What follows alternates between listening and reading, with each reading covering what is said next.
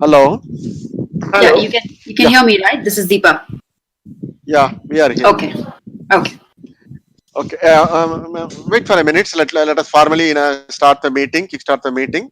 Um, Friends, this is the 27th the Popular Science Lecture event from the PSL group of Tamil Nadu Science Forum. Many of you are aware of the functions of Tamil Nadu Science Forum. It's a popular science group. It's a group meant for popularizing the science.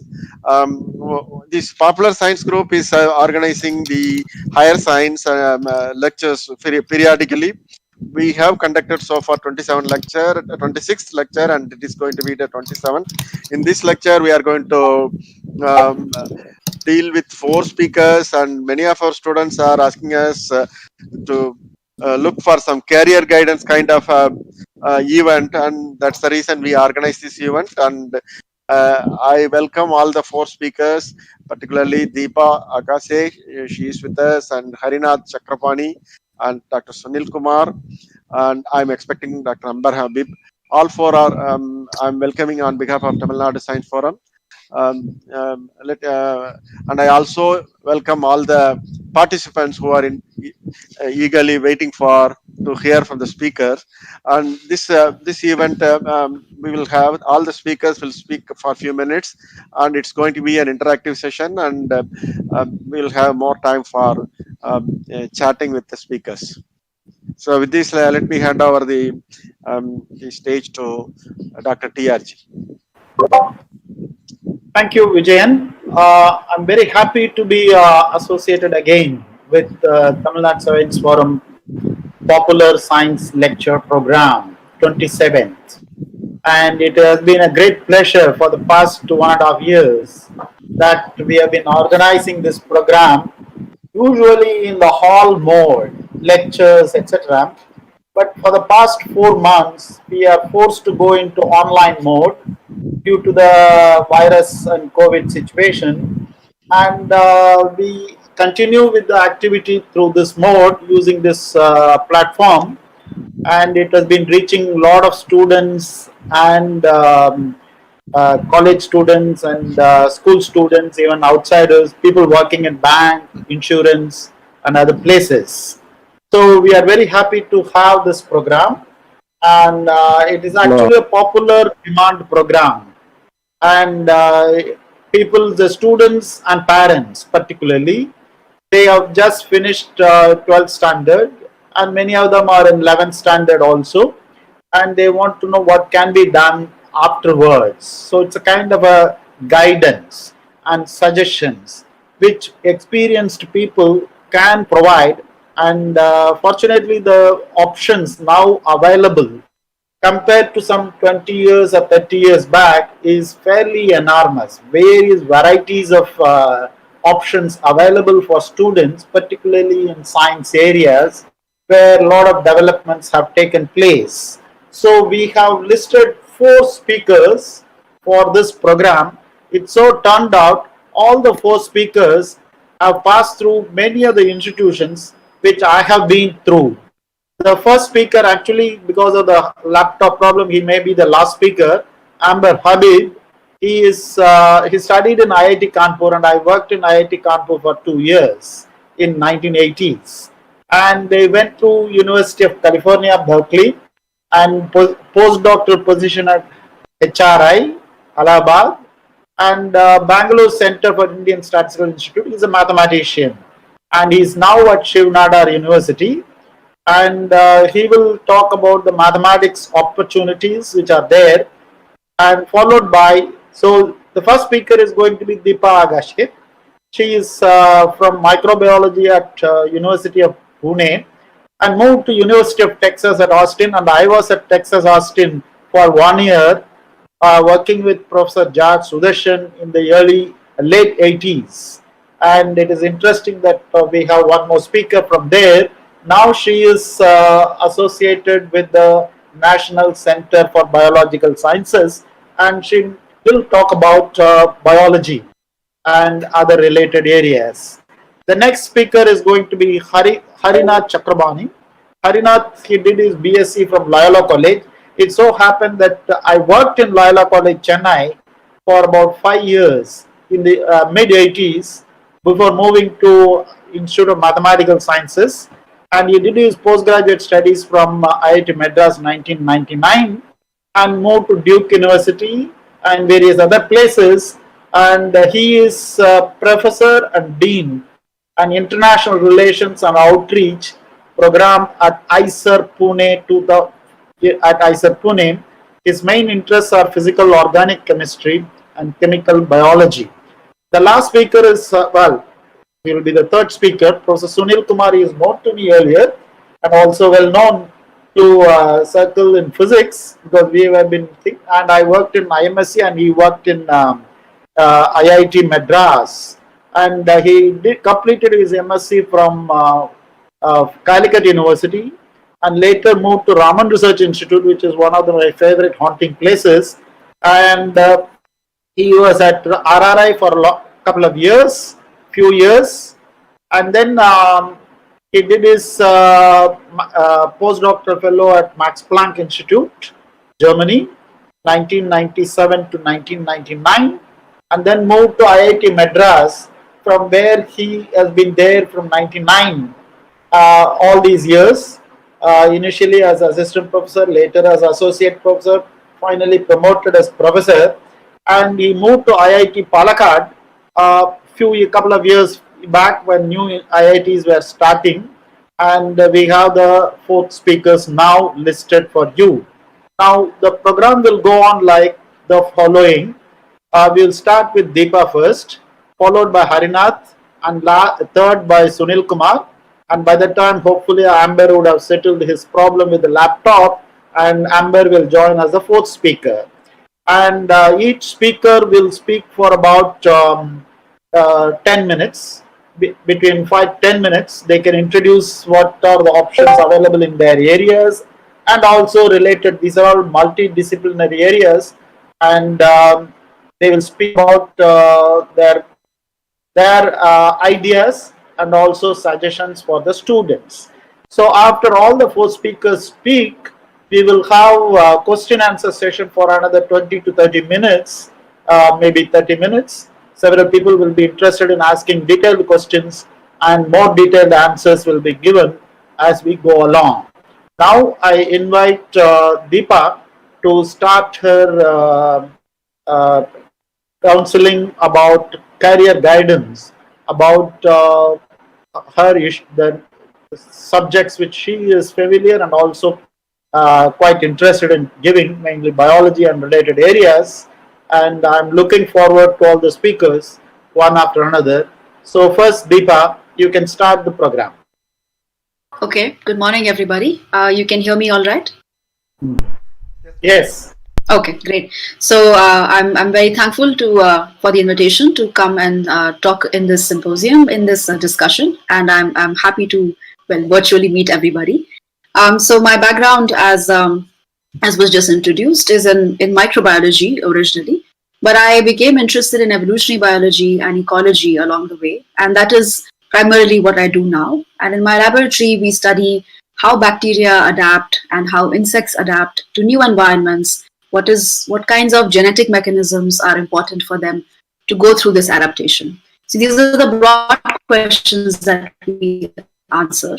And I would like to just introduce some of the exciting things that are happening in biology, and where I feel like there are so many interesting career prospects for anybody who really wants to understand how organisms work, right? So many of you, I'm sure, since when you were children, have thought about, you've seen ants going around and they follow each other, and you may have thought, well, what are they doing? Where are they going? How do they know where they're going? How do they decide where they're going? How do they stay there? Sometimes you may have seen ants carry little pupae or caterpillars, which are little white sort of blobs that you can see. And you may have wondered, well, how do they know how much to carry? How do they know when to feed them? How do they become ants? What are the kinds of processes that go on inside ants to be able to help them feed on different things? How do they know when you have a bottle of sugar open somewhere, right? So these are all kinds of questions that biology can answer and biologists aim to answer. And this is not really only limited to ants. You're thinking of the COVID pandemic right now, where we are interested in understanding how this virus evolved, how did it originate, how does it manage to infect human cells, what makes it so good at spreading, right? These are again all questions that biologists can answer. You can think of questions about global climate change. You know that the temperature of the earth on the earth is increasing slowly, and humans are a cause for a lot of this temperature change. You also know that forests are being destroyed to a large extent in many parts of the planet, and as a result many animals and plants and other creatures are in danger. So how are these organisms affected by human activities? How can we help them avoid the destruction that we are wrecking upon them? These are again all questions that biologists can answer. And biologists can also go deep into the insides of our cells and ask, how do things work? You know, our cells are very complex machines in some sense. And so a lot of biology is also aimed at understanding how these complicated machines work. How will they evolve in future? How have they evolved in the past? How can we control different diseases? So there's clearly a connection between understanding biology and medical applications. So anybody who's a doctor who wants to treat humans must understand biology, of course, right? Because it's important to understand how our body works and under what circumstances does it stop working properly, right? So these are all questions starting from what's happening inside cells all the way to what's happening to life forms on the planet, thinking of the history, thinking of the future, thinking of the present.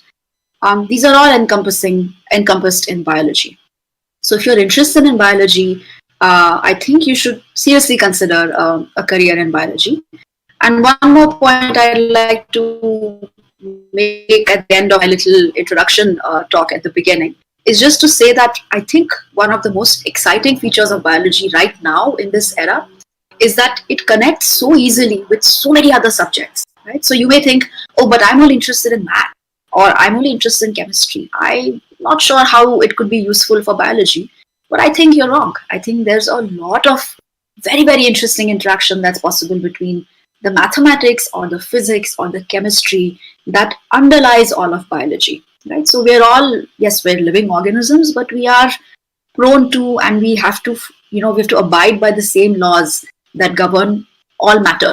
And so how do these laws in turn help influence how we progress, how we live, how we function, how we have evolved? These are all very exciting questions in biology at the interface of biology and different other disciplines.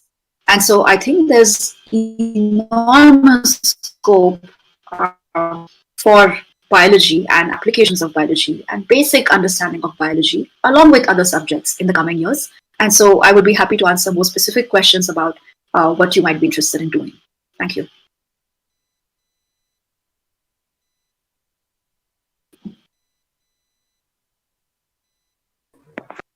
Okay, thank you very much, Deepa. It is very interesting. There are so many options. That biology is also linked with economics. It is also connected with conventional places like physics, chemistry, and other areas. Now, I invite Harinath to provide his insights about the issues in chemistry and multidisciplinary areas which he is familiar with, which he is associated with. Now, let me give the mic to Harinath Chakrapani. Are you ready, sir? Yes, I'm just trying to project a few slides. Just give me a second. Go ahead. So, Harinath will speak about his chemistry, and of course, nowadays all the subjects are so much interrelated that one wants to understand everything. Thank you very much. Harinath. Yeah, I hope you can see the slide. All right, I think that's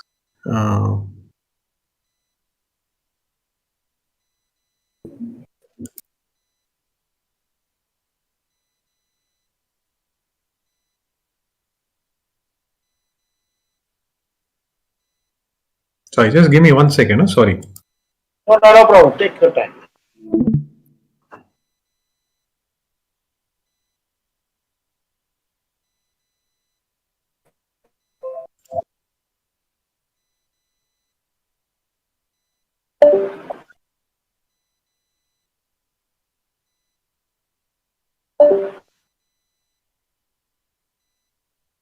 Okay, so I think it's. Can people see my slides? Hopefully,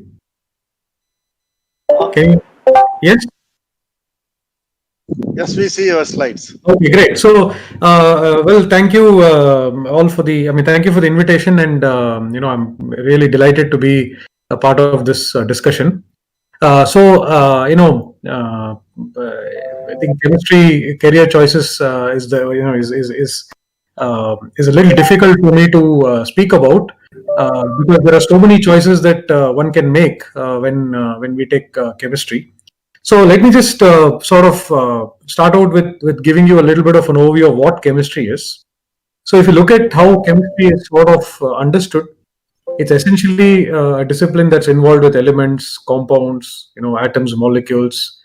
But not just that; it's interested in it sort of lays a foundation for understanding how molecules behave, whether it's a drug molecule or it's a polymer, or if it's a polymer or plastic, for example, or how this changes with time. So how does this molecule change with time? For example, if you take a medicine or a drug, what happens to it? How does it work? How does it interact with the target that you're looking at? All of these things are sort of properties of the molecule. Okay. So in the scope, so I think chemistry is somewhere between physics and biology.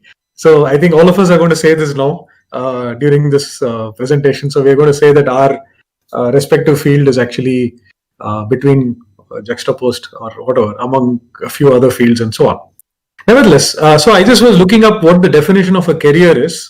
So a career is basically an occupation undertaken for a significant period of a person's life and with opportunities for progress. Okay, so I don't see any mention of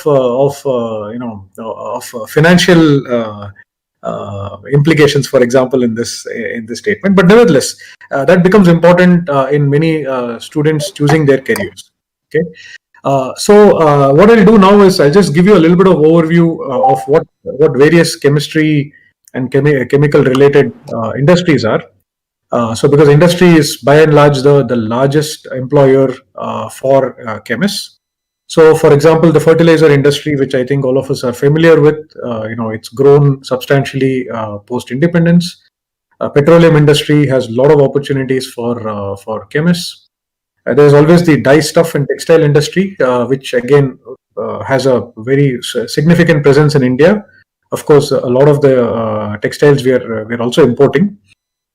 Some of the textiles and the energy which is related to petroleum industry, but not necessarily so today, because now a lot of careers are available, or a lot of opportunities are available in green energy, or in solar cells and so on. And of course, all of us use a mobile phone, and this contains a large number of chemical components in it. And one important component in it is polymers. So there are several wide variety of polymers that are used, and this is another industry where jobs are certainly available. And what I will do now is, in the next minute or two, I'll just describe one industry for you, which I'm fairly familiar with, which is the pharmaceutical industry. So pharmaceutical industry basically has a couple of major processes, maybe three major processes. The first process is the research and development. That is, how does one identify, how does one discover a new drug? So all of you know that a majority of the drugs that we use are essentially chemicals, and many of them are organic chemicals. There are a lot of new biologics that are coming up now, which are basically larger biomolecules. But a majority of the drugs are still chemicals. So here you need there are opportunities that are available in medicinal chemistry, for example, where you have a drug that's already in the market. Can I now can I make a compound that is better than this, that has better properties than this, and so on. You also have opportunities in drug design. So if I know this is a largely a computational exercise, so there are many opportunities in computation here as well. You can also do library synthesis, which is synthesis of molecules, a large number of molecules which are not related structurally. That is, they can be very different from each other. And this helps pharmaceutical companies, because then they can go and approach a disease with confidence, because they have a large variety of structures. And another important aspect of research and development is assay development. That is, how do we develop a test? How do we make sure that the test works well? So, for example, all of you are now hearing about this COVID-19, the test for COVID-19. So, there's a lot of controversy, there's a lot of discussion, there's a lot of debate. This test works better, that test works better, and so on. So, this is an important process in research and development in pharmaceutical industries, because once you know that there's a particular disease, you need to know how to target the disease. And the second part of pharmaceutical industry is this process where you have scale up, you have impurity synthesis, and there are many opportunities available in quality control. For example, if you're giving a piece of small medicine to somebody, does that medicine really have that chemical in it? If it doesn't have, what does it have? How much of impurity does it have? And so on. And a lot of this involves operation of instruments. There are instruments which are very specific and which need a fair amount of training and expertise to use. And so there are opportunities available in the industry here as well. And lastly, in formulation, where formulation is basically where how do you give a drug to a person. So, for example, for children, you will see that there are very varieties of colored syrups and so on.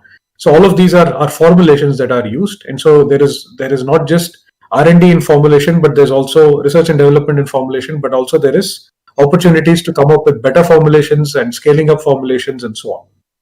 So with this, I will very quickly go through what the traditional educational structure that all of you are used to.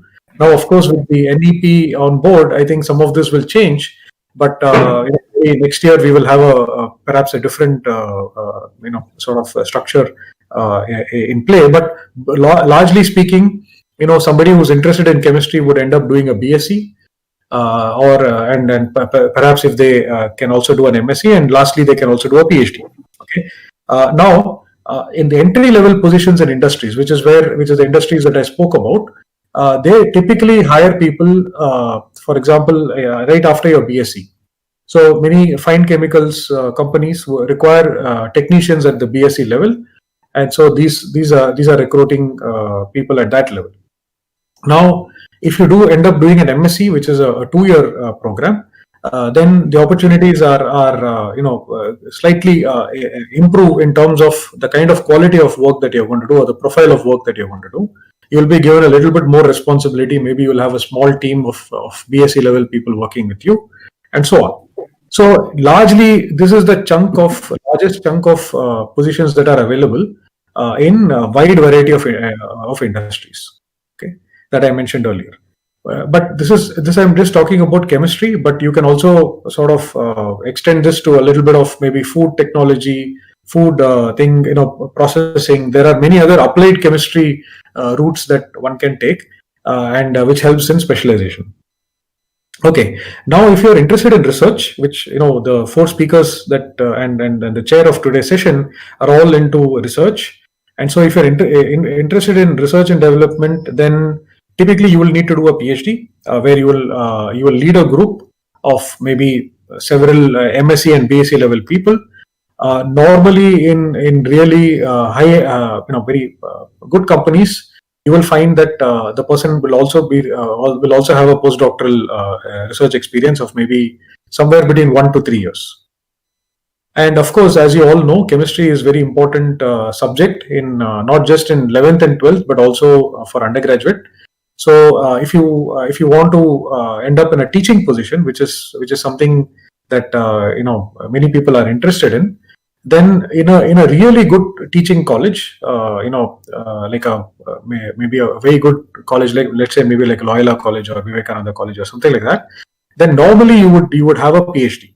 Okay, so therefore, if depending on what your interests are, if you really want to get into industry at an entry level position, you may want to do a BSc or MSc. But if you want to end up in a teaching position, it's quite likely that you can, if you want to go to some of the better colleges, you may want to do a PhD. Okay, and that's what I've said here. Now, if you want a position such as the one that I have right now, which is essentially a research-heavy academic position, a good amount of my work is actually also teaching, but mainly my work is on research. So then the normal profile that goes on here is about 3 years of postdoctoral experience. Now, with that, I will conclude by just telling you a little bit about IISER. So IISERs there are 7 IISERs in India now, all across, as you can see here. And 2 of the ones, Berhampur and Tirupati, are the most recent additions. And we do have positions available after 12th. So we have a BSMS program. And some of you may be interested because we have an integrated PhD program, which is a post BSc program. And of course, we also have a PhD program.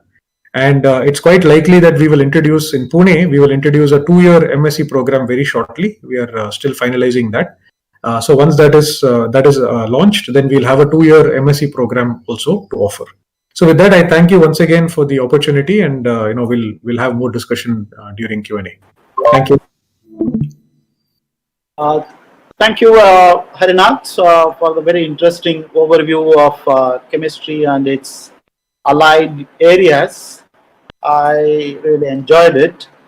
Now, as we go along, the next speaker is my friend Sunil Kumar from IIT Palakkad. He's the director of that place. He was earlier, as I introduced, from Madras IIT.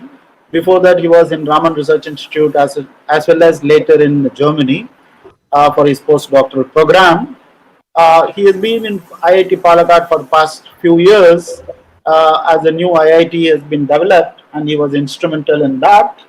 Now he will have a lot of experience in physics related areas. Of course, physics, chemistry and biology are all now getting interlinked to that great levels. So he will tell us something about physics oriented approach to the career prospects. Now I invite Sunil Kumar to provide his vision on what can be done in future for the BS 12 standard students to take up further studies so that they can keep that in mind. Thank you, Sunil. It's up to you. Thank you, TRG. It was always a pleasure to be associated with Tamil Nadu Science Forum. I'm very happy to participate again in one of the Tamil Nadu Science Forum program. It's been very, very nice. So actually, when Jam asked me about this, he said that most people, really most students nowadays think that if you take science, then the only opportunity you have is actually teaching. And so they would like to know whether there's any other things which they can do. That's what I had in mind when I was thinking about what to say at this point. And my career itself is, I'm a physicist. I studied physics in my BSc and MSc, and then I started doing research in more on liquid crystals, which was also on physical aspects of it. And then when I moved to Institute of Mathematical Sciences, I started looking at problems in biology. And then so now I work mostly on biology related problems and soft matter, what we call soft matter, which is polymer, membranes, and many other things like that, soft materials, which are, by the name of it itself is soft, can be easily deformed. So can you hear me? I just seems we have got disconnected again. No, we are hearing Hello? you. Yes, we are hearing you. You're hearing me, but I seem to have got disconnected. So No. Okay, so yeah, I'm back. Yeah, so suddenly something else popped up. Okay, so I wanted to tell you that as all other speakers said, today is an interdisciplinary or transdisciplinary era. Okay, where everything is now connected up. Okay, so when you're looking at planning a career after 12th standard, it's very difficult to decide and what you should be. Difficult to see what you will be doing at the end of maybe 5-6 years or even 10 years. So I think the idea should be to keep the path as much open as possible, and in that sense, physics is a good area to do. because in physics training, when you go after 10, 12 standard, in physics training, of course, you learn some physics and some laws and that, etc., like in all other subjects you do. But more than that, I would say that physics teaches you how to convert a physical problem into a mathematical problem and solve it. That is one of the things you learn, one of the skill you pick up. And there's an everyday problem, how you convert that into a mathematical statement problem, how to make a statement, mathematical statement of that, and then how to solve that. Okay, either or make either using analytical techniques or computational techniques. That is something which you learn in physics when you're physics training. And physics is, of course, also a mother of all engineering. So you actually learn a lot of things. And how to do things with by hand, using your hands, right? So you know how to set up instruments and how to maintain them. These kind of things, also skills, also you pick up. So in that sense, you pick, and you also pick up a lot of modeling skills. Okay, and these skills which you pick up, they're converting, understanding a problem by constructing a simple model. Okay, and looking at the world through models. Okay, something which physics teaches you to do. Okay? So these techniques which you learn become useful in many other areas of science and also in job market today, right? And from my experience, when I look at what I have seen in IIT Madras, where I've been for 20 years, and what I see our students do after their graduation in physics is they have these days many of them go to software like everybody else do. Okay, and there is great demand for physicists in software because of their modeling skills and their programming skills, okay, and which they can do.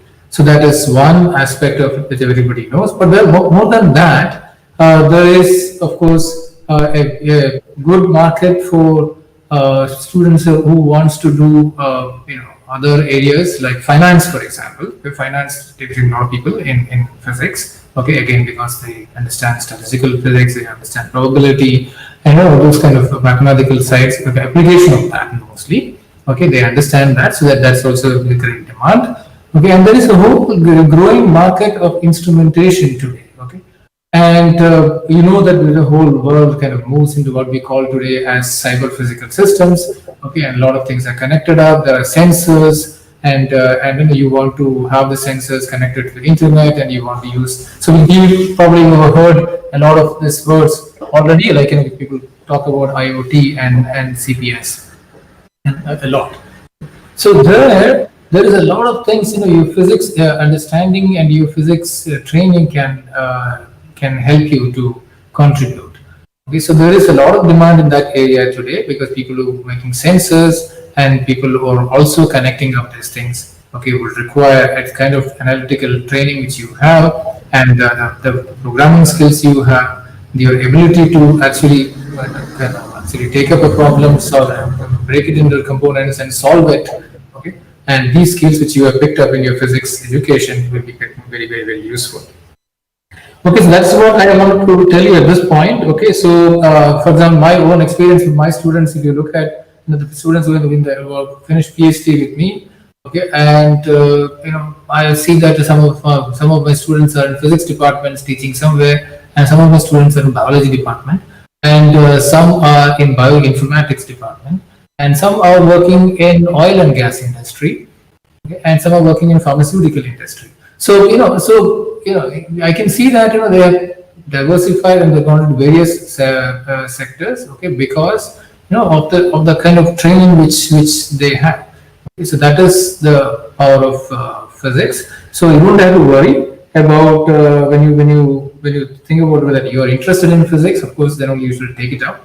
Okay, and I'm interested in physics and I want to take up physics as my study area, but then what will I do after that? Okay, this is the worry which I hear from a lot of students, and there is nothing to worry about in that sense, because once you have the skills which you pick up, okay, are going to be extremely useful, and that's the way you should see physics education as, not only just learning the content, of physics, okay, but also learning the method of physics. So that's what I would say is most important is, okay, and that is what is going to be most useful for you in whatever you want to do. In my case, as I said, I started off as a mostly a solid state and then a liquid state physics. Okay, and I do biology. Okay, and then in fact, after I moved into IIT Palakkad, I picked up a lot of things in civil engineering. I will tell you. Okay, and I believe that I was able to do it because of my physics training, and otherwise it would have been difficult. Okay, now I know a lot of things about civil engineering today because I look after a lot of construction here.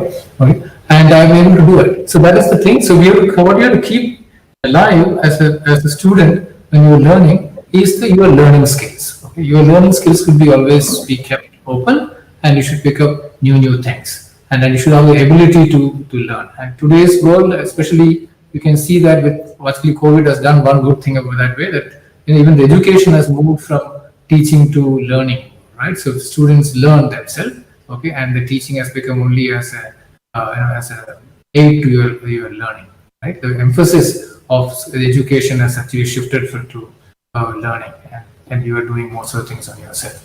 Okay, so that skill, if you keep, it doesn't matter what subject you do. Okay, you can always pick up the new things as you go along. Okay, with this, first, I would be more happy to take questions, specific questions from you, and answer that. Okay, thank you once again to all of you for giving me this opportunity to say a few things. Uh, Thank you, Sunil. It was very interesting to hear from you. Having moved from physics to chemistry to biology and finally to civil engineering, which is very interesting. And now I hope Amber is ready with his presentation or whatever material, whether it is going to be using cell phone or laptop, we'll see. He is a mathematics background, and as you know, mathematics is at the foundation of all these subjects to some extent. And people say mathematics is more like art or literature, something like that, and it has played a major role in our understanding of the world and nature through various subjects. And I look forward to Amber to provide his vision on what can be done by students after their plus two and when they look for further developments in sciences. Amber, are you ready? Yeah, can you hear me? I can hear you, yes. Okay, I'm not sure if the video will work. Okay, Okay. can you see me now too? Yeah, it's working. It's working. We are able to see you. Okay, great. Okay, so sorry, in these days of COVID, one is so reliant on every machine. And naturally, since I had an important presentation with you today, my laptop decided that it wouldn't connect to the internet last night, and I haven't managed to fix that. Okay, so I'm relying on my phone. So anyway, first let me thank the Tamil Nadu Science Forum. I've been hearing about the Science Forum for so many years. So it's an honor to be part of one of your activities at long last. So thank you for this invitation. Now, about mathematics careers, the interesting thing about maths, and I think this is true for all the sciences as people have been saying, but particularly for maths in the sense that the applied side has really taken off tremendously in the last few decades, much more than it used to. So on the applied side, maths always had close connections to physics and engineering. But what has happened more recently is, the connections with computer science have expanded tremendously, and with biology, with economics, with finance. So it's been very exciting few decades due to that, and so it's a good time to look at mathematics. Of course, it's a lovely subject in itself. So if you may simply do mathematics just because it's a beautiful subject in itself, but it's also nice that it's also useful for other people, and we can be of use to the larger world as well. Okay. Uh, so what I will do perhaps today is more try to do a few stories, okay, rather than a lot of lists. So, where do we see the impact of mathematics today? Of course, one is that in this COVID situation, one is seeing a lot of references to mathematical modeling of epidemics and how they spread, and people trying to combine that with knowledge about society and come up with something that would be uh, actually useful in the real world. And of course, it's very problematic because ultimately all such things depend on data, and in such situations that data can be quite unreliable. So that's an issue in itself. Uh, Let me take up something which has been familiar to all of us for a longer time, and that is say Google. Okay, so imagine that you do a search in Google. In fact, if you have time, you may want to do such a search right now and see what pops up. It's quite amazing. If I do a search for something, uh, not only does Google produce a lot of results, in fact, it tells me a little bit about the numbers. So looking at my screen and the search that I just did, it's claiming to have generated 1.2 million results in 0.23 seconds. Okay. And for the thing that I was looking at, not only has it found 1.2 million references on the internet in 0.23 seconds, but it has managed to rank them in terms of what might be the most useful results. And so it has given the organization's own webpage, it has given the Wikipedia reference, it has given their location on a map, and so forth. Okay. So really the things which have the most information about them has popped up first. Okay. So it's very interesting. How does it manage to do things on such a scale? Okay. And how does it manage to do them so fast? And so what is behind all this? Okay. It simply can't be lots of computers. Okay. There has to be more going on than that. So we can ask Google itself. So Google does tell us a little bit about what they do and how much they do. So I'm just looking at the Google site now on my screen, and it says that Google stores information about hundreds of billions of web pages in their index, and this is 100,000 terabytes of space. They handle 3 billion searches every day. Every single search involves ranking pages by criteria like the words of the query, relevance and usability of pages, expertise of sources, and your location and setting.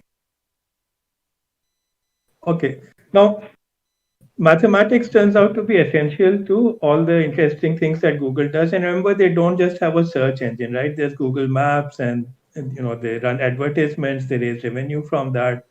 There are all sorts of activities that Google does. And so, for instance, when you do a search and they're ranking their pages, then one of the important things they're using is linear algebra. Okay. Uh, when you are using Gmail and they're filtering out the spam, they're using machine learning. When they are trying to plan ahead and they are trying to model how searches will come and how they'll be distributed, or how users will use them, or what income they will hope to generate from their advertisements, they use a part of mathematics called time series analysis. Okay. They have voice recognition software, so that calls for signal processing. Google Earth uses geometry. Google Maps uses graph theory. uh, and they sell ads, and they have an interesting pricing scheme, and that uses game theory. Okay. So one sees a lot of interesting, very serious mathematics being used in all of. One can ask, what is the level of this mathematics? Okay. So for instance, if you do an undergraduate degree in mathematics, you would have the opportunity to learn about a lot of these. Certainly linear algebra, geometry, graph theory, game theory, these are all things that are accessible within an undergraduate program.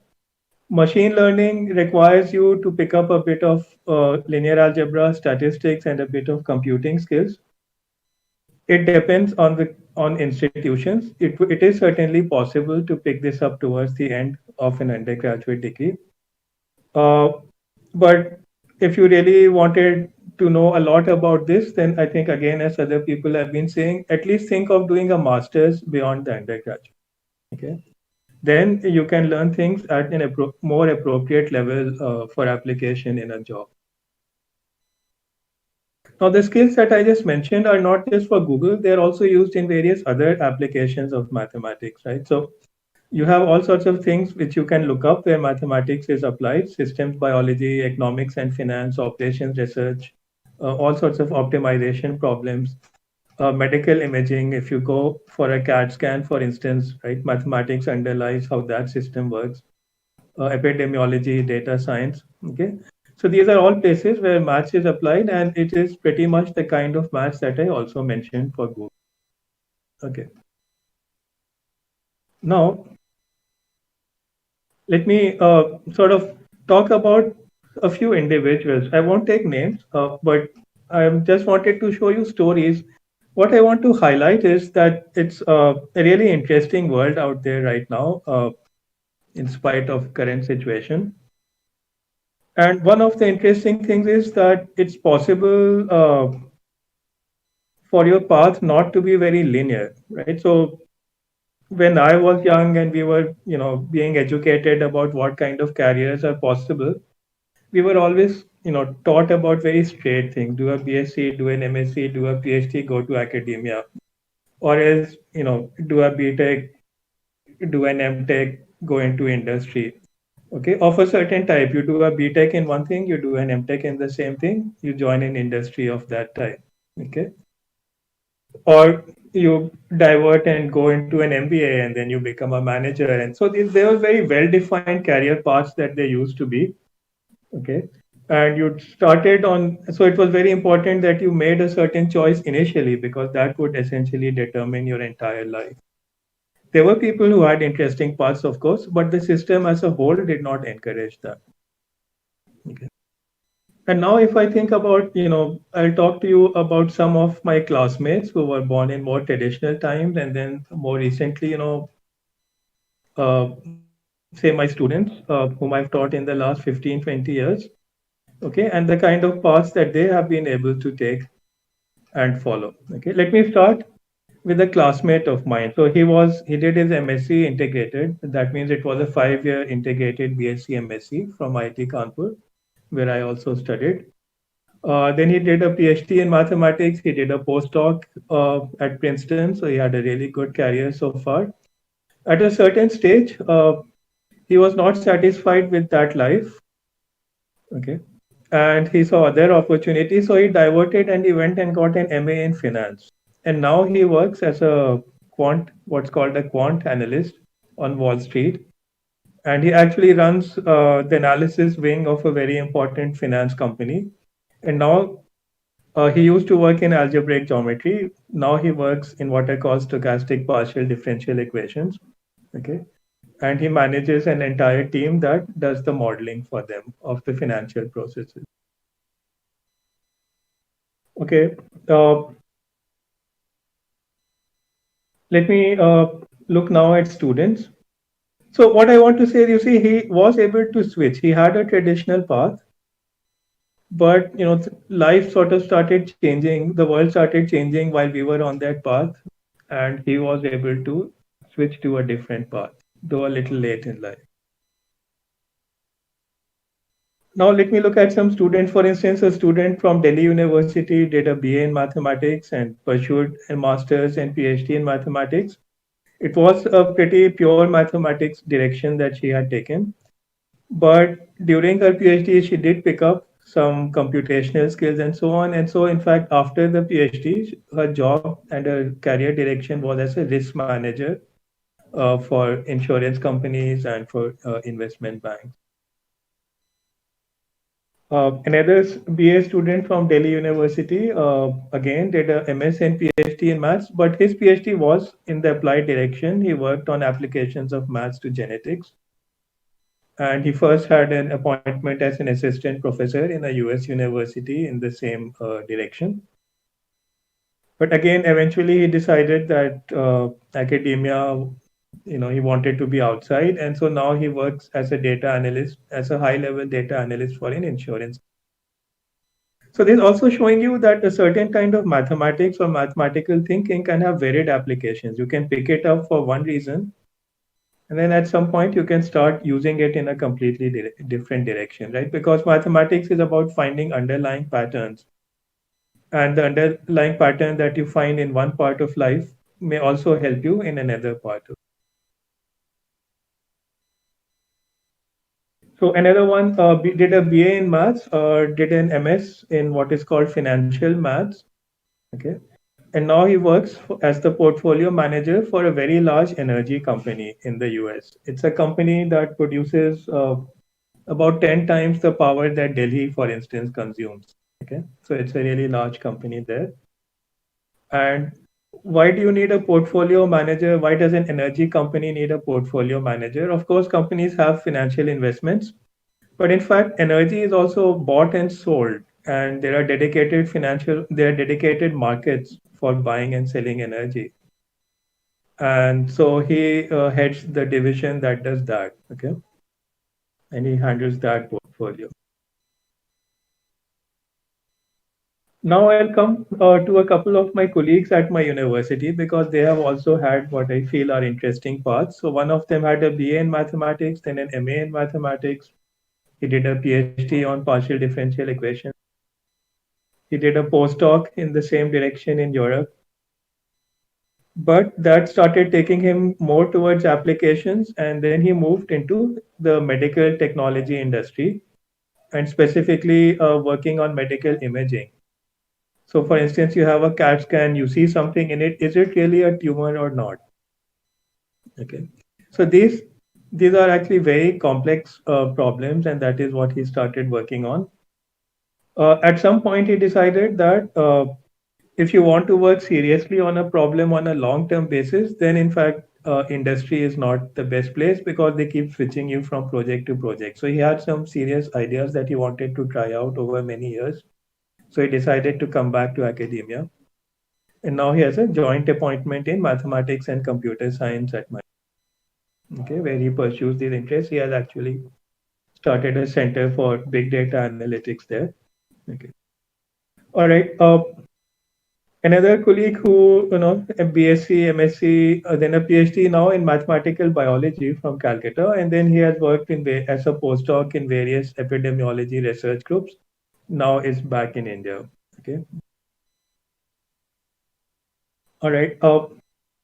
Coming to a couple of very recent students. So one of them did a BSc research in mathematics. And she actually wanted to have a job right away. So she got a job as a business analyst in a consultancy company. And she worked with them for a few years.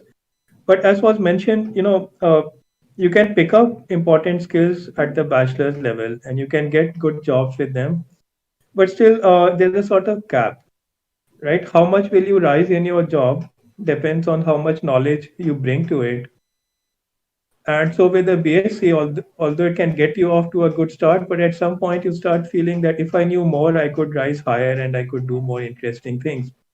So people often then come back to studies, right? So for instance, this student graduated with a BSc degree, got a really nice job as a business analyst, but last year she decided that she actually needs to know more, and so she has started now an MSc in applied math. Okay, so in another year she should be back in a job. Okay. Uh, okay. So these are examples of how you can start with a BSc degree. Of course, there is a standard path that you do your MSc in maths and then you do your PhD in maths and you join academia. Uh, but you can also branch off at any stage. You can branch off into a job after the BSc. You can branch off into a job after your MSc, or a non-academic job after your PhD as well. I've shown you examples of all of those. And if you like, you can come back to academia at any stage also, right? So many paths are now possible, and this is one of the exciting things. The good fortune you have is that you can make right now the choice which is most attractive for you, but you are not bound to it for life. A few years later, you feel you want to try a different direction. The opportunities are now there, and those are the examples that I've been trying to show you. Okay, so of course, many people are still doing the simple linear path that, like I have done. Okay, but you don't have to do that. You have more opportunity. Okay, so that should free you up to take some risks and be adventurous and really pursue things. The knowledge that you can change again later. Let me also show you or talk to you. Sorry, I can't show you the slides, but Let me also talk to you about a couple of examples that go a little other way. For instance, one of the students I've had recently, he had a BTech. So he did not start off as a math student. He had a BTech in electrical engineering. He wanted a career in robotics. Now, when he started doing some research on what it takes to study robotics at a higher level, he found that you actually need to know a lot of mathematics, and his traditional Indian engineering degree had not given him mathematics of that level. So he actually joined a master's program in mathematics so that he could pick up that knowledge. Now, what he needed was a master's program that would let him pursue the specific mathematical interests that he had. So he needed a program which has lots of elective courses and has some electives that he wants. So he pursued that at my university, and the extra kind of courses that he took were courses in geometry, both differential geometry and what is called classical geometry, projective geometry, and so on, which projective geometry was considered a very important thing for a while, and then it fell out of favor. People thought they had solved all the problems and they were done with it. But then, as the problems of computer vision became important, the subject has sort of come to the fore again, and is now a much richer subject than it used to be. People have found that it's not a dead subject after all. Okay, so these are the interesting things. People are finding old mathematical ideas have a fresh relevance due to the new problems that we are trying. So he did his master's in maths. He did problems in geometry, in numerical analysis, in game theory, networks. All of this actually became very important to him as a robotics engineer. He did an internship in an IIT, and now then he did a master's in the US. He is now gainfully employed as a robotics engineer of the type that he wanted to. Okay. And one last different kind of student who did a what is called a general BSc program, right? You do a BSc where you do all the sciences without particularly specializing in any one of them, right? That's also an option that you have. It can be a now, so that's a good option perhaps if you're not very clear on what your preferences are. The danger is that you might know a little of everything and not really enough of any one thing. So most likely, if you do such a program, you use it to make up your mind about what you want to do in the future, and then make up for that at the master's level by joining a master's program in that direction. At some point, you need to know a lot about at least one. So she also finally decided to join an MSc Maths program. Okay, she had a lot of interest in wildlife and environment.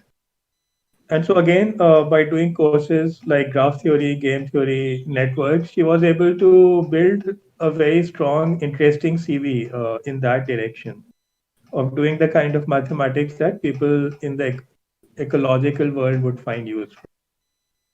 So after she had done her MSc, she spent a year working on field projects in internships with wildlife and environment kind of organizations.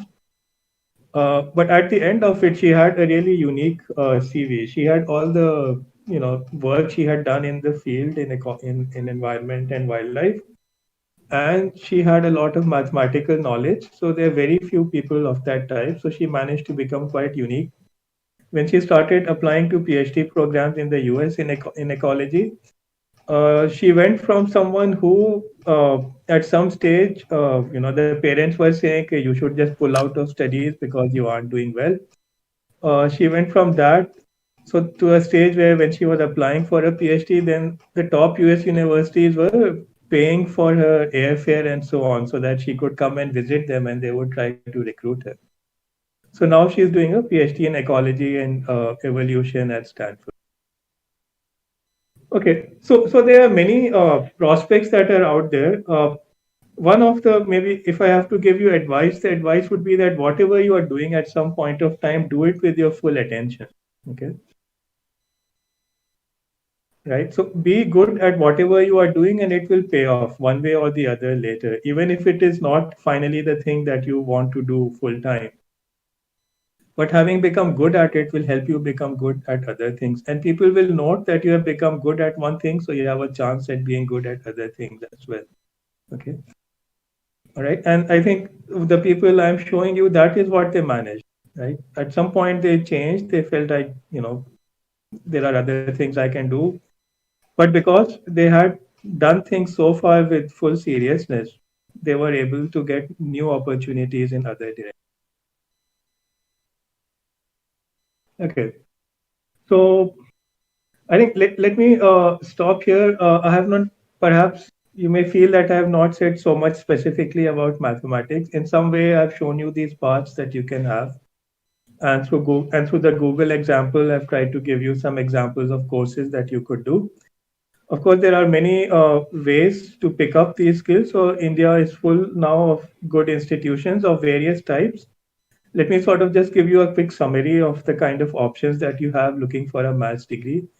You have, of course, the traditional universities and the BSc honors programs that you have.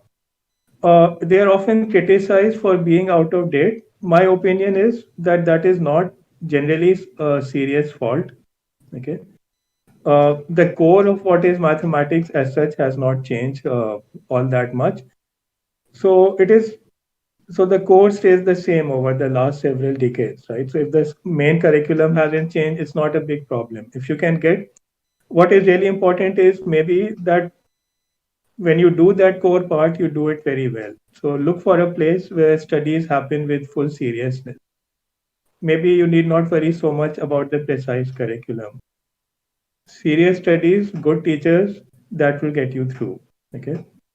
But of course, there are other options. There are 5-year programs at the IITs. There are also 4-year programs in maths at some of the IITs. So you could look at that. Okay, those are very strong programs. There are the IISERs with their 5-year programs. Okay, of a different type, because at the IISERs you get 1 or 2 years of very wide experience in all the disciplines. And that is interesting, especially from the viewpoint that later, if you want more options, you would have. Okay, they are the research institutes, and some of them have undergraduate programs, ISI, CMI. Okay, look at them carefully. The only thing is they're very strong programs, but they're very focused programs. So you need to be sure you want to do that kind of thing, and then it can be a really excellent. There are the new young universities, private universities as well over the last several years that are trying to have math programs of a different type, and you could take a look at. Let me stop here. Okay, I think I'm sure I've overshot. And if you have specific questions, then I can take them up in the Q&A. Thank you, Amber. It was very interesting. And the role of mathematics in almost all the areas which you explained. And I'm now thank all the speakers, Amber, Deepa, Harinath, and Sunil Kumar, for their presentations, which were very nice and comprehensive. For the students, I just wanted to remark, at the end of the day, the next 3 to 4 years, we don't know whether new education policy will come now, and it's going to be a 4-year program. And the basis or foundations are exactly the biology, mathematics, physics, chemistry, which these 4 speakers mentioned. And whatever diversification you want to do, whether you want to do financial management or you want to do biochemistry, microbiology, bioinformatics, or you want to get into Google, or you want to do various other activities, everything is based on this foundation which you are going to have, which you already started having in your +2, and it will be enhanced by the next 2 to 3 years. And it's at the end of the day, as many speakers mentioned, you should try to do what passion you have to achieve something. And now we are moving toward to the last part, which is essentially question answer sessions. So there are a lot of students and teachers and from schools, etc., are writing. So the way we are going to do is you can use your chat and send the questions already. If you have already done that, it is very good to send it. And Mr. Vijayan, We'll handle the questions and then ask the questions one after another. If possible, try to mention to whom you want to address a question to. There are 4 speakers. It may be to one person or maybe to 1 or 2 people, and you can ask the questions. And at some stage, Vijayan will explain how he's going to do it, and you may even allow directly questions to be asked by taking permission from him, so that your speaker can be unmuted. Now, Vijayan, will you start with the question answer sessions? Yeah. So we have initially start with some 5-6 questions. I'm going to read the question one by one and get the answer. It's going to be, the first question will be it's available in the pinned messages. It's going to be from bottom to top. If any of the participant wants to talk to the speakers directly, please give a text message so that our admin person will give you the permission permission that will unmute your mic. So let me start with the first question. The first question is asked by Aparna. Does pursuing biology help in making career in forestry? This is the first question. Yeah, so this is Deepa. I can maybe answer the question. Absolutely, yes, you can. Sorry, can you hear me? Yeah. Okay. Yeah, you can pursue a career in forestry after having a basic biology degree. Probably it will be helpful if you're interested in forestry to pursue something in botany, or there are even some forestry degrees. There are also wildlife degrees at the master's level, which you can consider. There are 2 or 3 very good places which teach you, which have very good courses in wildlife biology, and those might be also helpful. So at NCBS, my institute, for example, we have a MSc in wildlife biology program, and I know at least 1 or 2 people from that program have eventually gone on to join the Forest Service after that. I also know of a couple other people who have done a bachelor's degree, BSMLE from IISER, one of the IISERs, and they have also gone on to join the Indian Forest Services afterwards to pursue their interests. So I think for joining Forest Service, you don't necessarily need a particular degree. Any degree in life sciences will be fine at the bachelor's level. Okay. The second question is from M. Sendil, who is watching this event through YouTube.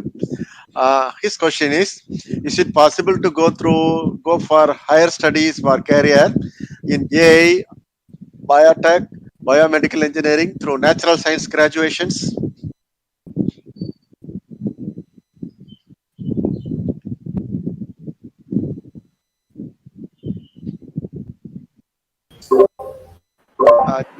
This question should be addressed to... Who should be addressed to? It should be addressed to, I think... what is the question? Could you... The question is, can anyone has done the natural science can switch over to artificial intelligence, biotech, or biomedical engineering after completing the... I think all the speakers can, whoever wants can do that one after another. Deepa, you want to say something about it? Hello? Yeah, sure. So, yes. Yeah, so this is Deepa. I think I'm not entirely sure about AI, but I'm sure that about biotech and biomedical engineering, you can absolutely go through a natural science degree and then and do those degrees for masters or PhD courses, or even more advanced other diplomas or something. You can absolutely do that. AI is the only thing I'm not sure about that you can do if you have a biology degree or natural sciences degree in general. Amber, you also want to give some input about AI? Hello, Amber? Hello? Okay. Sunil Kumar, you want to say something? No, I think, but if you want to go at least in IITs in the engineering thing, you always need a math background. Okay, and I think they do admit students with other biology in bioengineering programs, provided they have sufficient math background. Okay. The mathematics background is important. Artificial intelligence, etc., will not be possible. I think you would need physics and mathematics background for that. Okay. Yeah, sorry, I was having trouble with my phone. So can I speak now? Sure, Can sure. you Go hear ahead. me? Go ahead. So, yeah, so at least let me answer to the artificial intelligence part. Maybe let's say what is artificial intelligence is a matter of debate. Something that's maybe better defined and is sort of part of it or closely related to it is machine learning. Uh, that you can get all, so it's a combination of mathematics and computer science. Okay. So, uh, so you need both. You need to join a place, therefore, which offers you both. Okay. So you need a place, for instance, you could be pursuing a mathematics degree, but if the degree has elective courses and the place has a computer science department, then you could pick up the necessary computing skills as well so that you would be well equipped for a career in machine learning or AI. Okay. So from the math side, you need advanced linear algebra and probability statistics sort of knowledge. And then you have to combine it with the computing skills from CS. Okay. So you need a place which has that available to back up your mathematics degree. Okay. I also Again, see that there is a response from Dr. Jam. He says that the most masters in AI require maths and computer science. okay. This is Harinath here. I just want to add one thing, if I Yeah, can. go ahead. So, Go ahead. see, one of the important things about AI is that the people who work on it are always invariably almost always experts in computer science and mathematics and so on. But interpreting the results or interpreting the predictions made by AI or interpreting it requires domain knowledge. So so working so the increasingly you will find that people who will have a large domain knowledge but some understanding of AI will also have good opportunities. Okay. Okay. Vijay, next question. Can I move to the next question? Yes, go ahead. Yeah, this is for Dr. Amber. Can you elaborate a little on how a maths degree can be connected with the environment and ecology, or is it statistics that will help? Okay, so statistics is maybe one part, but actually in the modeling part, differential equations can be very important. So for instance, when people are modeling how populations will change or how they interact with each other, so that's a big part of ecology. And so then what is involved is differential equations and the branch of maths called dynamical systems. Okay. So that's one. The other part is again when you're exploring connections, then the part of mathematics that's involved is graph theory or network theory. And if you're working with ecological systems, they would have a huge number of components and connections. So then there is a specialized thing called complex networks, which deals with that. Okay.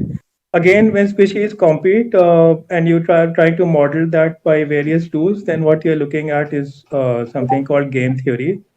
Okay. So, and what people are trying nowadays is to see so these were sort of discrete parts of maths at one stage. And maybe the interesting thing now is that people are trying to see how they can combine these in looking at different problems. Okay. Okay. Vijay, next question. This is Deepa. Can I add to that answer a No, little go ahead. bit? Go ahead. Go ahead. Go ahead. Yeah. So just because. Sorry, because I do know some stuff about applications of sort of backgrounds in mathematics to ecology and environmental data sets. I think another really important aspect is statistics and knowledge of handling really large data sets and being able to find patterns there and test specific hypotheses. So with ecological and environmental data, you can have really a need for multivariate statistics in particular. And so if you have a statistics degree or expertise, that can also be very, very helpful. Of course, apart from what Amber just said. Okay. Thank you. Vijay, next question. Can I read the next two questions? The next two questions Yeah, are go ahead. Anand. Okay. His first question is: after completing post graduation in life sciences, can we do research in biophysics? Deepa, you want to take it up? Or even Sunil Kumar? Yeah. So I think maybe some of the people who have a background in yeah. So I'll just quickly answer something, and then I'm sure there are additions that are useful. So I feel like it is actually a slightly harder switch to go from a biology background to start including more physics or mathematics in your work later on. Because I think you don't then have the foundation that you need in physics and mathematics to be able to do that. That is not to say you can't. I'm just, as far as I can see, I think it is a little bit harder to do that. I think it is easier to learn what you need from biology after having a solid background in physics or mathematics. Some people have done the opposite, but it's just more difficult. That's all. Is there any bridge course that can bridge the gap that can switch over from biology to physics? So let me answer this. Yeah. Sunil, Yeah. go ahead. It's as Deepa said correctly, that it is not easy to switch from a biology master's degree to and then start doing physics. It's not easy. It's nothing is impossible. The reason I said, as I said in my introduction, that physics kind of teaches you some way of doing things, okay, which is not there in a traditional biology education in our country right now. Okay, it is changing and it might change in the future, but right now.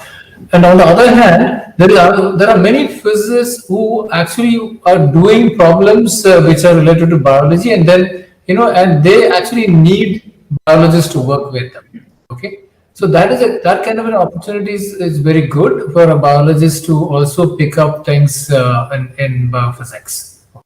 So if you ask me, is there a possibility of somebody doing a biophysics, somebody who has a biology, a master's and wants to do biophysics PhD? Yes, I'm sure there is possibilities.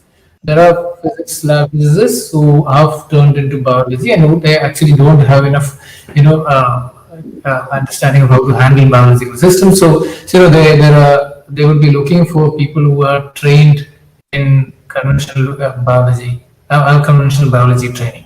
Yeah. So I think that's a good opportunity to use. I think what I would add to this is that nowadays, see, Go ahead. earlier one could study biology and skip maths, right? In fact, people were perhaps encouraged to do that. Often you had to choose in school whether you would do biology or maths. And that's been a problem if you later want to get interested in something like biophysics. So, because if you try to pick up some physics in college, if you haven't picked up the maths, that's rather difficult. Okay.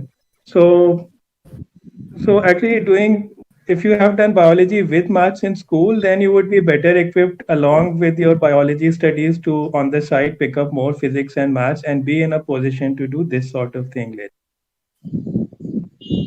Okay. Okay. Vijay, next question. Next question is from Shankar Narayanan. He is asking to Deepa ma'am, passing major appreciable like doing UG zoology and doing PG biotechnology. Cross major. That's what he is asking. Deepa, would you like to? He's asking you. Sorry, I UG. could not hear or understand the question. He's asking Can you. you have the He is doing UG in Oh, biology. is it possible to do that? Yeah, he is doing the UG in zoology. Want to switch over to Yes, I PG in think. biology. Hello, go ahead.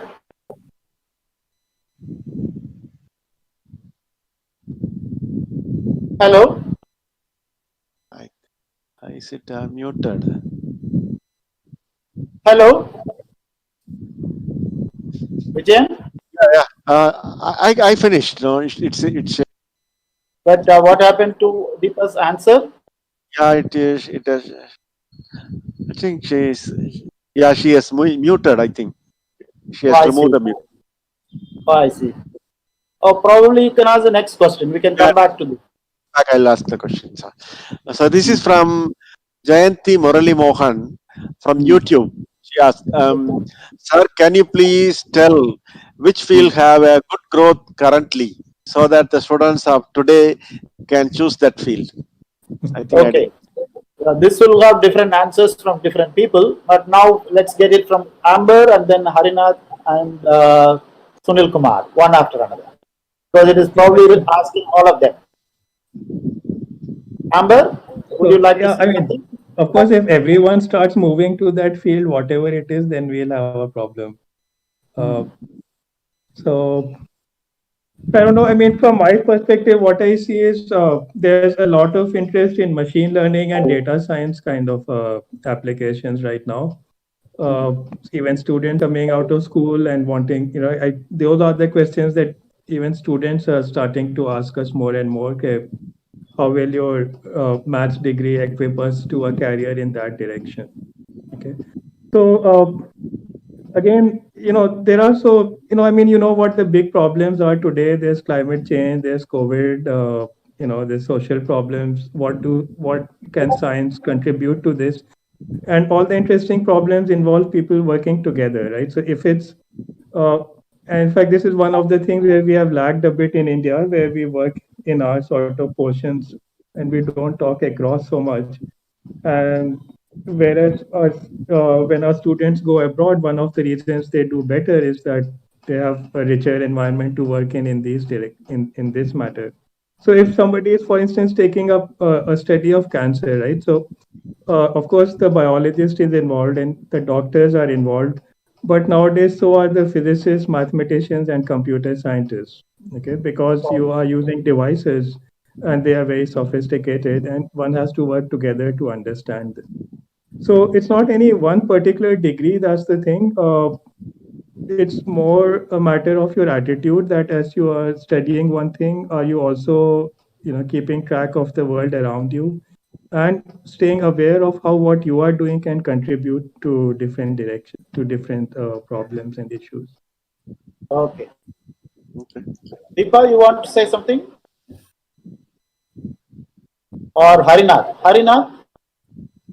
Yeah, so I think I agree with Amber about the prospects of machine learning and data science and artificial intelligence and so on. And India has greatly benefited from the software sector in terms of employment. So I think the opportunities are clearly there. There is absolutely no doubt about it. But also keep in mind that the child or the student should be interested in that this kind of topics. So the scope, the always the question comes out to what is the scope for employment, which is obviously very important. But it's also important that the student must be interested. So, for example, me as a when I finished my 12th, a lot of my classmates went into engineering, and I really did not want to do engineering. I wasn't very good at mathematics, and so I said, I really like chemistry, I like biology, so why don't I take that topic up? So this is something that you have to have some interest in the field. So if people are largely interested in AI and machine learning and so on, that's great, and they should pursue it. But who will? I mean, if you also look at it from a social standpoint, who's going to make your mobile phones? Who's going to make your medicines? Who's going to make? So there are opportunities there as well. Machine learning will tell you what is how to make the discover the next drug, but somebody really has to make it, right? So I think a lot of parents and students think about scope, which it's one of the favorite words that at least I grew up with. What is the scope of this course? What is the scope of that course? But I would also caution that you also need to think about what the student wants to do, and anything that the student picks, there are always good opportunities that will show up over time. Okay. Okay. So can I say something here? So yeah, so this is an interesting topic because there's a lot of discussion on this. For example, starting an undergraduate program in data science and things like that. So even though and there is a lot of worry also about it will be like IT. There was a boom in once upon a time. Where all courses had to have some IT in it, right? and we had undergraduate programs in IT, and then it became a problem because these students at the end of it they pick up certain techniques and are not able to contribute to anything else, and if that field has nothing to offer, right? So just doing a technique based education is very problematic, and one should not do this at the undergraduate level definitely. At the postgraduate level, it's a different issue. And coming to the data science itself, it's data science and application is a transdisciplinary area, and there'll be very, very many areas coming together. So not everybody has to be a data scientist to be succeeded in that, no? To contribute to that. As other speakers already said, the domain knowledge is very important. Yeah. And we also realized something here. Actually, we just started in the IIT Palakkad. We have a data science center, and we were formulating some projects, and we quickly realized one interesting thing which I did not know before, at least, is that everybody talks about data science is very important because there's so much data there, and then we need to look at it, analyze it, and then do so many things, etc. And when it came to whether looking at whether it's COVID or whether looking at climate or looking at our hydrology issues, the very things which we looked at, okay, we found that the data available is very, very poor. And so there is a lot of work in the domain itself to be done to generate this data and clear, clean data. So there are so many things. So just going on a very technical thing is going to be problem. Okay, Vijay, next question. Yeah, so Deepa has come online. She wants to talk to you. Okay. Deepa, you want to say something? Yeah. I just want to add a very general point building upon what Harinath. Can you hear me? Yeah. Okay. Okay. Probably you can building on what Harinath. There is a problem. We are hearing. Go ahead, madam. Yeah, okay. So building on what Harinath just said earlier about how one should go about it. So I feel like you sort of students nowadays hear very contrasting. You can't hear me still? No, we are hearing you, ma'am. Please go ahead. Okay, sorry. There's a lag, so it takes a while before I hear back your response. So I Hello?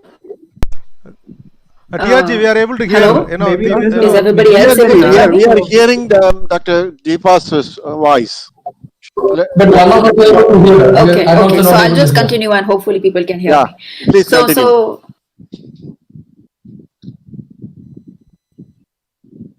Okay.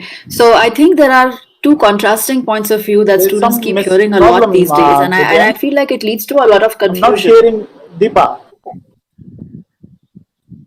So one of the views people will tell everybody is that you should follow your passion and you should follow what you're interested in and you're deeply interested in, and this is something that is very difficult for students at early career stage to necessarily figure out what is their passion, and they don't know enough about many fields to really be able to follow it. The second point of view is you should simply be pragmatic and do what you need to do to get a good job and to be able to earn your living, because there's fierce competition for getting a stable job in the coming years. And so I feel really what students should really do, people who are trying to choose a career and planning their next path, is figure out where they stand in this spectrum, because for different people, different things are important. If it is very important for you that you're doing a job that you really truly enjoy, if you have figured out your passion, then maybe it is absolutely worth following that, right? Do everything you can to follow it, to pursue it, to take the courses that will take you in that direction. But there is nothing wrong with students saying that, look, I don't have a great passion in my life right now, and I'm not sure, it's not important to me in some sense, right? I will maybe develop this a bit later in my life, and that's fine. So if so, then be pragmatic and pick up something that you are reasonably okay with doing, right? In cases where, for example, you really dislike, mathematics, or you really dislike biology, don't take it up. But if you don't have a strong dislike, go with where you feel like you will be able to make a career, to start on something, to start earning a living. and then continue. And later on in life, you will always have the opportunity to switch to something else that you may start developing a passion for. So don't get bogged down by this idea that at the end of your class 12 or at the end of your bachelor's, you must find your great passion in life and pursue it. It's okay if you don't. You will have chance to do it later. I'm finished. Sorry. Okay, no problem. So let me switch out to next question. This is a question by Aparna. The question is: post-COVID world, will all education be only in virtual? Okay. Sunil, as a director, can you say something? Is it going to be mostly virtual? No, I don't think so, because education is not just knowledge transfer, so it cannot be just virtual. Students in the campus working together, learning things in the laboratory, doing projects together, etc., are very important components of technical education. This cannot be. Okay, so if we only as an aid, it might have more things coming as through virtual media as aid, but not replacement. But how will we solve the problem for the next 1 year? Well, we have to write this way. There's no other choice. Okay. So, this cannot be a permanent solution. Yeah, we'll have a separate session to deal with this. Yeah. Okay. So next question. Let me move. Now we have some more questions are lined up. Let me move to the next question. Okay. Is it possible to take master's program in physics or astrophysics with an engineering background, particularly the computer science? It's from Dinesh. Sunil, you can probably take it. I think most universities and most institutions in the country demand that there should be a physics degree, a physics course. They should have taken some physics course to go into a master's program in physics or astrophysics. But in principle, this is possible. So I'm not sure whether the institutions like TIFR allows for this or not. But I know that other universities and IITs insist that there should be some physics course they have taken. 2, 3. That varies from institute to institute, but there is a requirement of physics course at undergraduate level.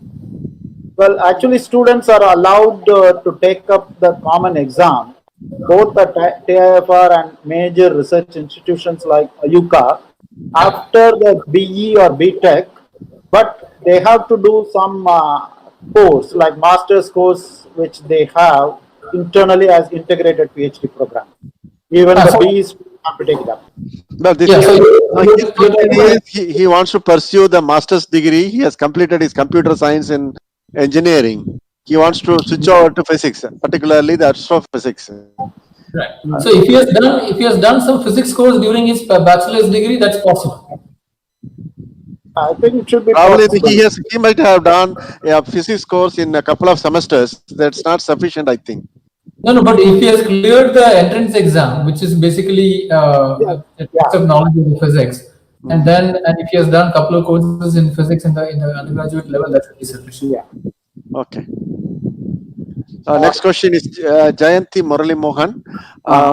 Her question is: we would like to know some courses having a wide scope for biology students in future. Deepa, would you like to say something? Yeah. The courses have wide scope, as they say. Right.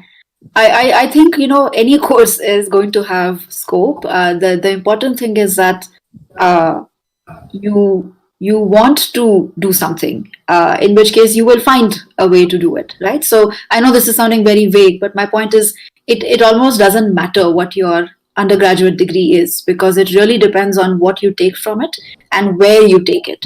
I think many postgraduate courses and many career choices now are open to students, which were not there before. So in general, I think many postgraduate courses or many career options are flexible nowadays. They are much more willing to say it doesn't matter if you don't have a degree in exactly a particular subfield or a specialized niche area. You can pick it up. The important thing is to pick up the basic skills you need to be able to have a career, to be able to learn, to be able to grow. And I think the world opens up really. And I'll just give a couple examples of the kinds of careers that perhaps would have been unthinkable a few years ago. But in this day of social media, of communication playing such a big role, lots of new opportunities have opened up for people who want to do science illustration, who want to do science communication, who want to be science writers. And so for that, it doesn't really matter what your biology degree is or what your maths or physics degree is. The key thing is you can leverage that to do something else that you really also enjoy doing. So I would say that there is no such thing as, in my mind at least, in my opinion at least, that there is no such thing as is there scope for something or not. I would say if you're not sure about what you're deeply interested in at an early career stage, do a more general kind of coursework which will equip you with the tools and the thinking to be able to pick up specialized skills later on. That broad training at an early stage is going to absolutely be helpful. Don't focus if you don't know at that point, and you will find something else that you want to do later on. Okay, thank you. Vijay, next question. Yeah, next question is from Aparna. Can a Bachelor of Science degree be taken only after 12th, or can it be taken even after completing the engineering degree?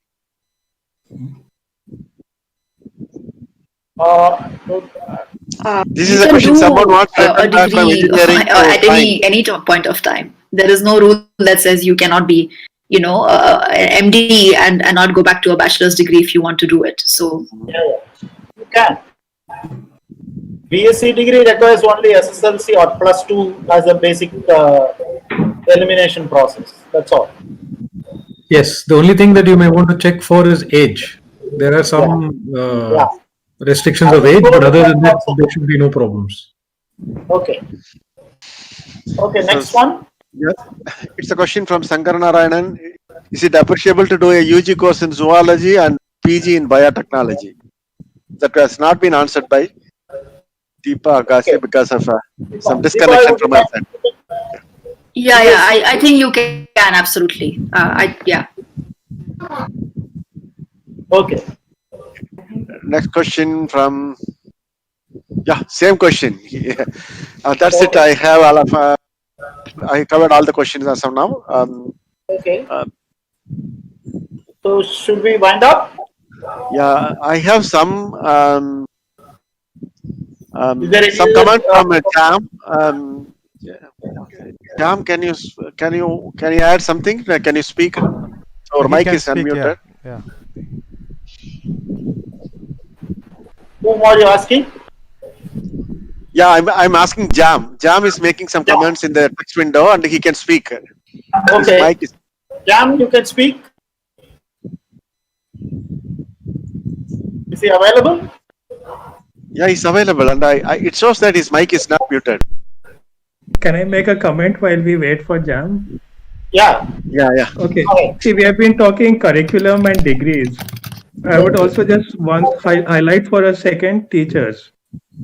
So whatever program you join, look for the best teachers that are there and try to do courses with them. Look for teachers who will push you to do difficult things. That is difficult to find. No, I mean, there are some everywhere, but then often students hide from them. So if you really want to do well later, just embrace that challenge. Find a teacher who will make you work hard. Of course, in compulsory courses, you don't have a choice. But there'll be some, courses you do by choice, electives, and try and find, go to the teachers who will push you more. That will really pay off for you in the long run. Yeah, that's a good advice. Yes. Teachers make all the difference. Jam, are you? Yeah. I think his mic is not working, and trying to speak when we are not able to hear. Okay. Okay, but what he said that he would like to add that considering that the career spans nearly 40 years, it's important to find something that you are happy to do on an everyday level.